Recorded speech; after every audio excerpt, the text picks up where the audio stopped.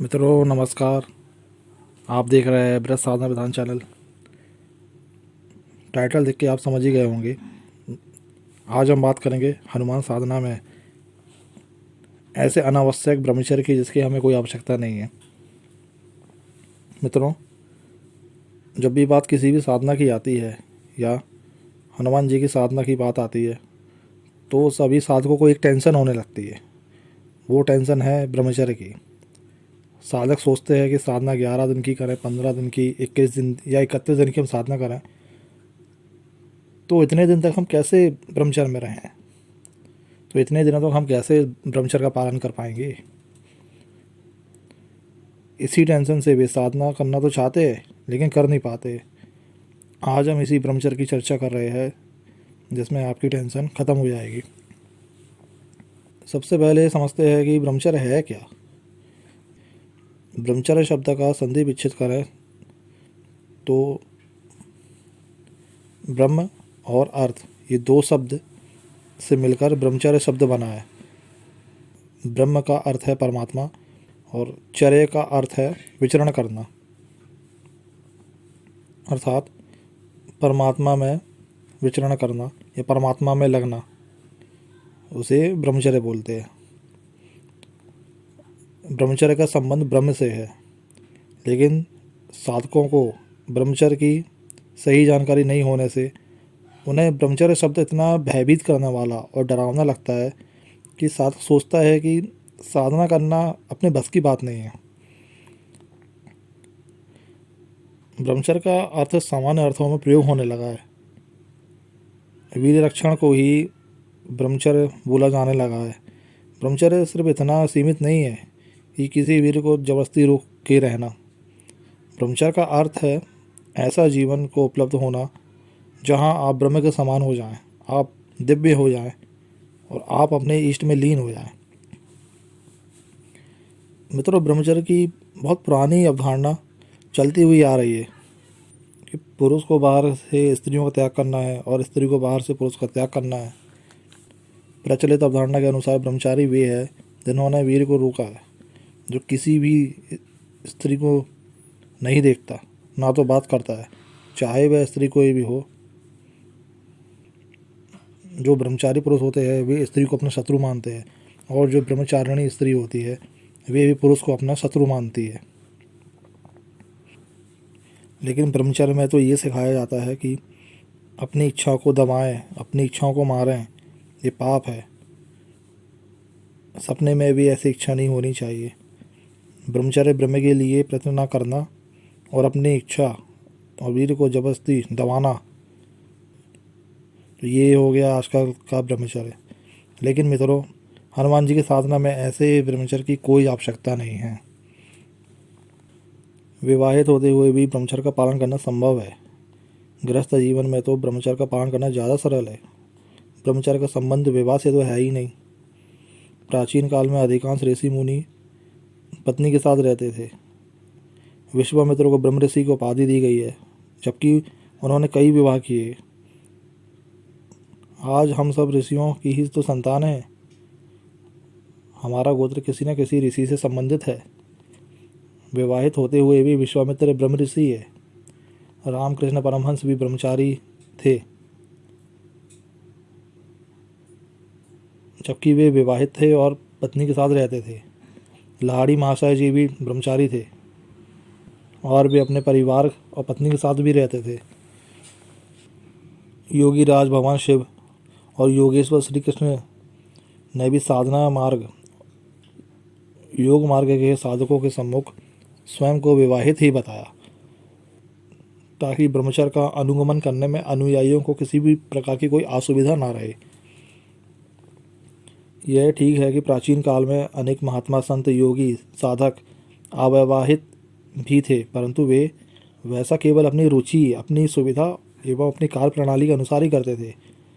अविवाहित रहना उनके लिए आवश्यक प्रतिबंध नहीं था। जिन योगी सिद्ध साधकों को विवाह करना उचित लगा उन्होंने विवाह किया, और जिन्हें विवाह करना अनुचित लगा उन्होंने विवाह नहीं किया। जिन्हें विवाह में पत्नी, पुत्र और गृहस्थ जीवन में रुचि थी तो उन्होंने विवाह किया, जिन्हें रुचि नहीं थी उन्होंने नहीं किया। जिन्हें लगता था कि मैं गृहस्थ जीवन और साधनात्मक जीवन दोनों को साथ में लेकर चल सकता हूँ, तो उन्होंने दोनों को अपनाया। और जिन्हें लगता था कि वे सिर्फ साधनात्मक जीवन ही जी सकते हैं, ब्रह्मचर्य जीवन में उन्हें बाधा होगी, तो उन्होंने गृहस्थ जीवन को भी नहीं अपनाया। साधकों योगियों की तो छोड़िए, सामान्य मनुष्य को ही देख लीजिए। जिन्हें विवाह करना होता है वे कर लेते हैं, और जिन्हें विवाह नहीं करना होता है वे नहीं करते। जिनके पास कोई व्यवस्था नहीं होती है वे भी तो जैसे तैसे करके विवाह कर ही लेते हैं। और जिन्हें विवाह नहीं करना है, चाहे उनके माता पिता या कोई भी कुछ भी बोले, कितना भी बोले, पूरी व्यवस्था होते हुए भी वे लोग विवाह ही नहीं करते। इसी तरह ऋषि मुनि सिद्ध साधक होते हैं, उन्हें यदि विवाह करना होता था तो वे करते थे, नहीं करना होता था तो नहीं करते थे। उनका विवाह करना या ना करना ये उनका ही निर्णय होता था। जो साधक विवाहित है उन्हें समझना चाहिए कि पत्नी गृहस्थ धर्म का मूल है। पत्नी या पति को भोग की वस्तु या ब्रह्मचर्य का विघ्न समझना भारी भूल है। पत्नी से दूर रहने पर वासना ज़्यादा बढ़ती है, और पत्नी पास में रहती है तो एक संतुष्टि रहती है। दूरी में हमेशा आकर्षण रहता है, पत्नी साथ में रहती तो आकर्षण कम हो जाता है। जिन्हें दाम्पत्य जीवन की प्राप्ति नहीं है उन्हें स्त्री बहुत आकर्षक दिखती है और उनकी प्राप्ति के लिए मन बेचैन रहता है। लेकिन जो पति पत्नी साथ साथ रहते हैं वे इस तरह के विकार से बचे रहते हैं। ये जो ज़बरदस्ती का वासना रोकने का ब्रह्मचर्य है, ये एक भावनात्मक असंतुलन पैदा करता है। ये मन की टेंशन को बढ़ाता है। आपका मन आपके काम में नहीं लगता, मन बार बार वासना की तरफ दौड़ता है। ऐसे लोगों में वासना के विचार ज़्यादा आने लगते हैं। इस तरह के विचार और वासना को दबाने से व्यक्ति मानसिक रोगी हो जाता है। जब साधक वासना को ज़बरदस्ती दबाता है तो ध्यान और साधना में मन कैसे लगेगा? उससे रात में नींद भी ठीक से नहीं आती है, मन चिड़चिड़ा हो जाता है, स्त्री के प्रति घृणा भाव आ जाते हैं। कई बार स्त्रियों से अनावश्यक रूप से लड़ाई झगड़ा तक कर लेता है। आजकल ब्रह्मचर्य की साधना दमन और ज़बरदस्ती की साधना बन गई है। इससे व्यक्तित्व विकास नहीं होता है बल्कि विकृत हो जाता है।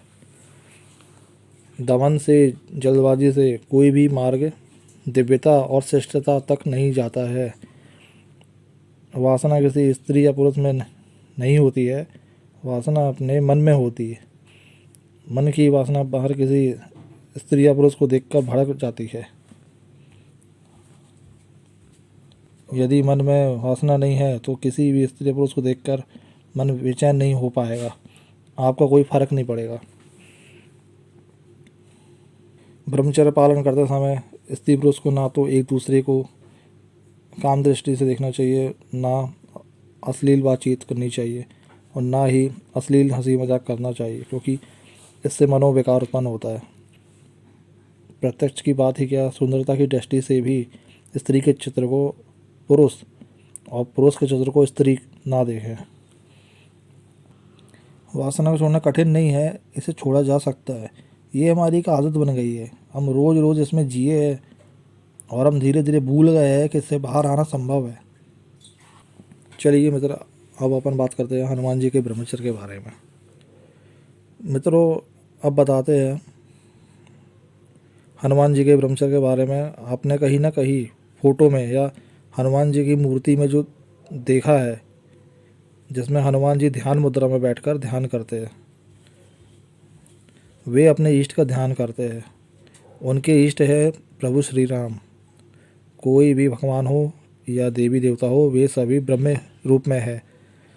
हनुमान जी ब्रह्म के उपासक है। उन्होंने अपनी शिक्षा सूर्यदेव और देव ऋषि नारद जी से ली है। सूर्यदेव और देव ऋषि नारद ये भी ब्रह्मचारी है, ये भी ब्रह्म के उपासक है। ब्रह्म एक ऐसी शक्ति है जो पूरे ब्रह्मांड का आधार है। पूरे ब्रह्मांड को चलाने वाली कोई शक्ति है जिसके बिना ब्रह्मांड का कोई अस्तित्व नहीं है, जिसके बिना माया का अस्तित्व नहीं है। वह शक्ति ब्रह्म है। ब्रह्म को परमात्मा भी कहा जाता है। ये ब्रह्म ही परमात्मा है, और परमात्मा सभी प्राणियों में आत्मा के रूप में स्थित है। हनुमान जी मूल रूप से परमात्मा के उपासक है। हनुमान जी का जन्म प्रभु श्री राम की सेवा के लिए ही हुआ था। हनुमान जी का जन्म विवाह करके गृहस्थ जीवन जीने के लिए नहीं हुआ था। ये विधि का विधान था। हनुमान जी को स्त्रियों से या गृहस्थ जीवन से कोई आपत्ति नहीं थी। यदि वे विवाह कर लेते तो वे राम कार्य कैसे कर पाते, श्री राम की सेवा कैसे कर पाते। हनुमान जी में सेवा का विशेष गुण है। उनका जन्म श्री राम की सेवा करना, संतों ऋषियों की सेवा करना और भक्तों के लिए हुआ है। यदि हनुमान जी विवाह कर भी लेते तो गृहस्थ जीवन का निर्वाह नहीं कर पाते। हनुमान जी हमेशा अपने प्रभु श्री राम में लीन रहते थे। वे चलते फिरते कार्य करते कुछ भी प्रभु में लीन रहते। उन्हें हर क्षण प्रभु श्री राम का स्मरण रहता। हर क्षण उनकी आत्मा परमात्मा में लगी रहती।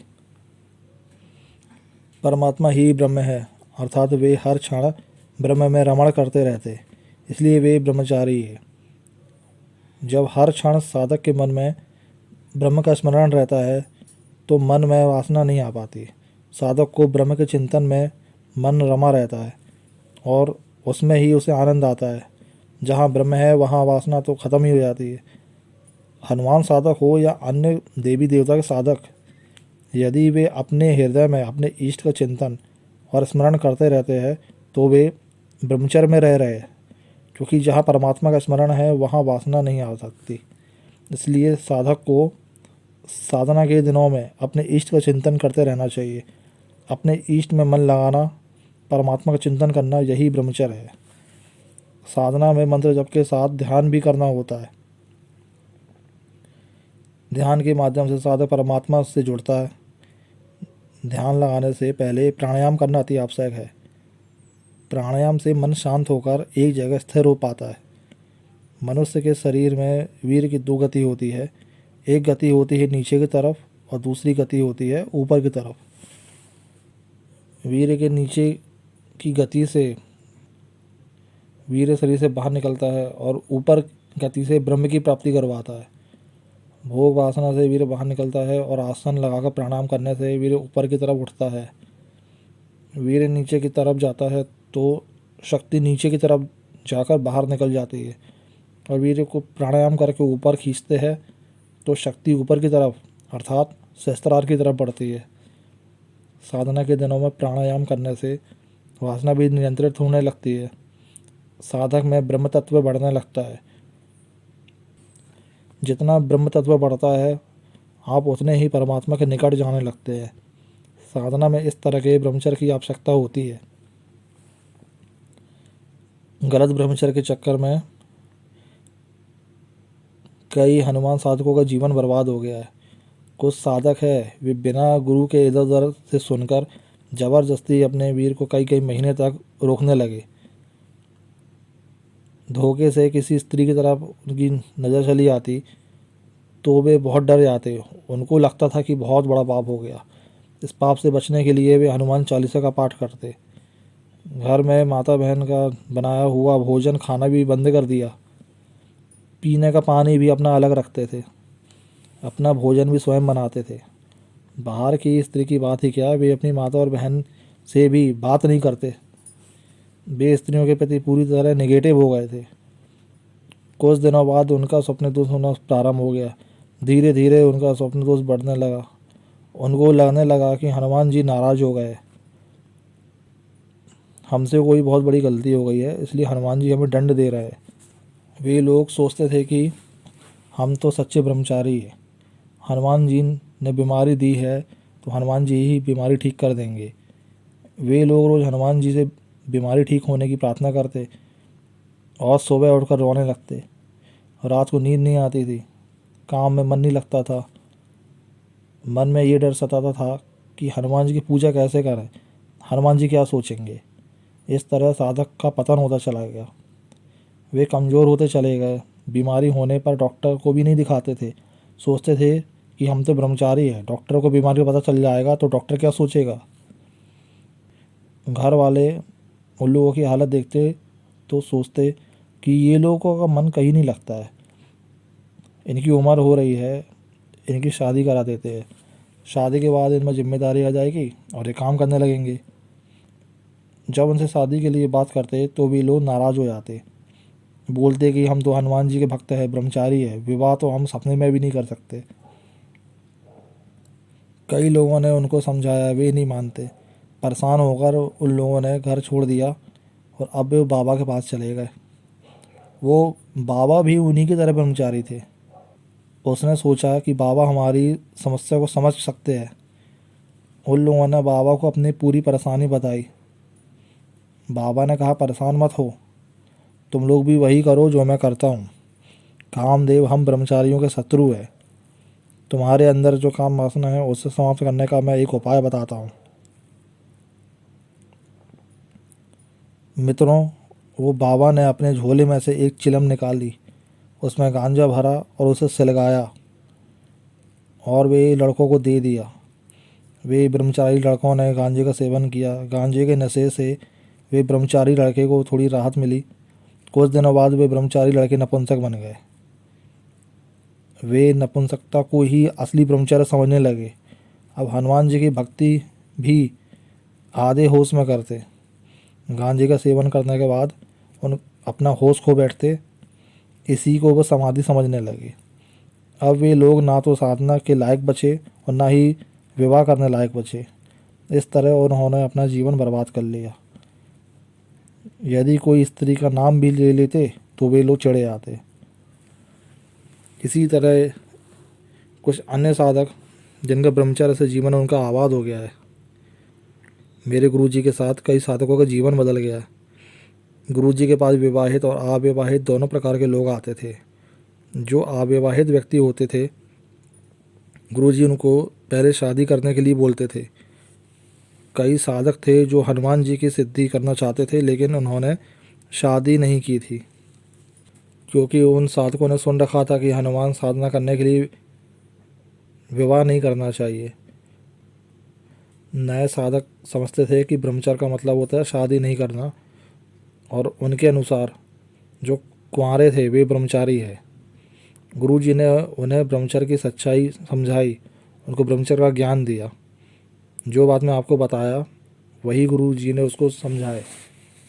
नए साधक ने गुरुजी के कहने पर पहले शादी की, फिर गुरुजी के पास हनुमान साधना सिद्धि की दीक्षा लेने आते। गुरुजी ने उनको बताया कि विवाहित होते हुए कैसे ब्रह्मचर्य का पालन करना चाहिए, साधनात्मक जीवन और दाम्पत्य जीवन को कैसे संतुलित करना चाहिए, कब भोग करें और कब साधना करें। मित्रों, कुंवारे साधकों की अपेक्षा विवाहित साधकों को साधना में जल्दी सफलता मिलती है। एक तरफ उन साधकों के पुत्र और पुत्री हो गए थी और दूसरी तरफ उनको हनुमान जी की विशेष कृपा भी मिलने लगी थी। धीरे धीरे उन साधकों को हनुमान जी की सिद्धि मिलने लगी थी। साधक की पत्नी भी गुरुजी से दीक्षा लेकर हनुमान साधना करने लगी। उन्हें भी हनुमान जी की विशेष कृपा प्राप्त होने लगी। हनुमान जी की कृपा से साधक का घर बस गया है, बच्चे स्कूल जाने लगे हैं, पति पत्नी में प्रेम रहता है, रोज़गार भी अच्छा चल रहा है, जीवन में कोई परेशानी ही नहीं है, सब कुछ अच्छा चल रहा है। विवाहित होते हुए भी ब्रह्मचर्य धर्म का ठीक ठीक पालन कर रहे हैं। स्त्रियां भी हनुमान जी की साधना कर सकती है। कई स्त्रियों ने गुरुजी से हनुमान साधना की दीक्षा भी ली है। उनकी शादी भी हो गई है और उनके बच्चे भी हो गए। उनके ऊपर भी हनुमान जी की विशेष कृपा है। मित्रों, अब आप जान गए होंगे कि असली ब्रह्मचर्य क्या है। कई साधकों का भ्रम मिट गया होगा। मित्रों, अब मैं अपने वीडियो को यहीं पे विराम देता हूँ। वीडियो देखने के लिए आप सभी का बहुत बहुत धन्यवाद। मित्रों, वीडियो पसंद आया हो तो वीडियो को लाइक करें, वीडियो को शेयर करें और नया है तो चैनल को सब्सक्राइब करें। धन्यवाद।